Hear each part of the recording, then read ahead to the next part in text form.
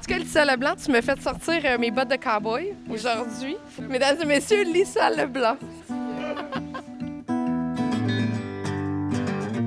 Bonjour, Lisa. Salut! Lisa, tu signes ce nouvel album qui s'appelle Why You Wanna Leave a Runaway Queen. C'est difficile à dire quand même, hein? Un petit tongue twister. Donc, on pourrait dire que tu es la queen des Runaways? Inspirée des dernières années, puis du mode de vie que j'ai eu, puis de quoi ce que j'ai connu qui était la tournée. J'aime driver, j'aime faire des road trips. Il y a quelque chose de le fun de juste rentrer dans son char, aller quelque part, écouter de la musique, soit être seul ou avec d'autres mondes, que je trouve vraiment comme, pour moi, vraiment zen. Lisa, il y avait ce premier album que tu avais signé, qui était un album éponyme, Lisa Leblanc. Peut-être que demain ça ira mieux, mais aujourd'hui ma vie c'est la mort. T'en as vendu 100 000 copies, ce qui est un immense succès au Québec. Moi, j'aime les filles qui ont du succès, j'aime les filles qui ont de la drive. Et je me demandais comment on faisait pour vivre après un succès comme ça et qu'on arrive avec un autre album. La pression qu'on a à gérer. Autant que, justement, la première année, ça a quand même été fou, puis c'était comme « wow, qu'est-ce qui se passe? » Ma façon d'avoir eu dealer avec, c'était vraiment de rester le plus humble possible. Ça peut partir vite. Quand tu montes de même, tu peux faire ça de même. T'es consciente de ça?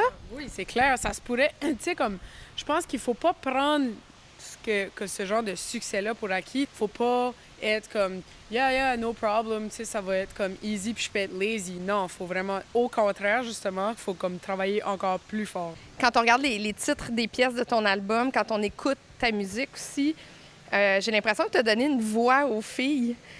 Parce que ça parle beaucoup des gars, justement, ça parle beaucoup des relations amoureuses, mais j'ai l'impression qu'il y a beaucoup de filles qui vont écouter ton album puis qui vont se reconnaître dans les relations amoureuses, particulièrement avec la pièce d'Homme de Guy et SAP. On a tous rêvé de dire ça à notre meilleure amie, non? Oui! Ben, en tout cas, moi, je l'ai rêvé, puis tu sais, c'est juste comme...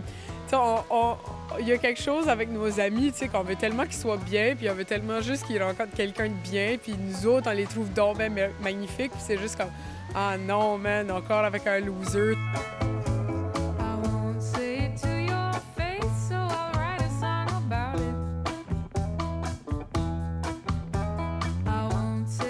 Pour toi, ça veut dire quoi d'être authentique? Je pense que c'est différent pour tout le monde. Je pense qu'à un moment donné, il faut juste être très vrai à soi-même. Il y en a déjà une, ton artiste préféré, essaye pas d'être pareil comme lui. Quand j'étais à l'école, la chanson à Granby, c'était tellement cool parce que justement, à l'école, il était comme pousser ce qui vous rend différent, justement.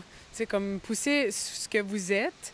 Puis comme ça, justement, ça va faire ressortir quelque chose d'unique. Lisa, tu as fait un long voyage aux États-Unis. Tu es allée à Nashville, entre autres. Est-ce que tu es comme une descendante cowgirl? Peut-être que je l'étais à one point.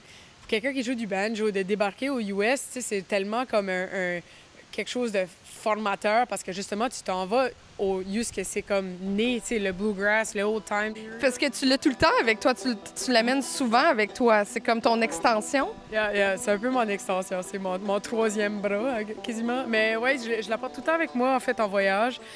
Juste parce que c'est quelque chose qui est comme, un conversation piece, parce que quand tu débarques comme tout seul, tu sais, avec comme tes cowboy boots puis un banjo sur le dos, déjà, le monde va t'approcher. Ça enlève ta gêne, dans le fond. Oui, vraiment. Il y a quelque chose, justement, qui casse un peu comme le premier contact, qui est juste comme, une chick avec une banjo, je vois pas ça tout le temps. Est-ce que tu pourrais avoir l'ambition de faire une carrière à l'international et à un moment donné de peut-être partir en Nashville pour faire un album là-bas ou de vouloir percer là-bas? Ben, je pense que c'est comme justement, moi, je me disais, j'ai toujours voulu me promener, tu sais, avec la musique, puis aller aux States, c'est sûr que j'aimerais ça y aller. Moi, je pense qu'il y a un marché où tu pourrais facilement t'en aller aux États-Unis. Ah ben cool. On verra. Merci. On verra.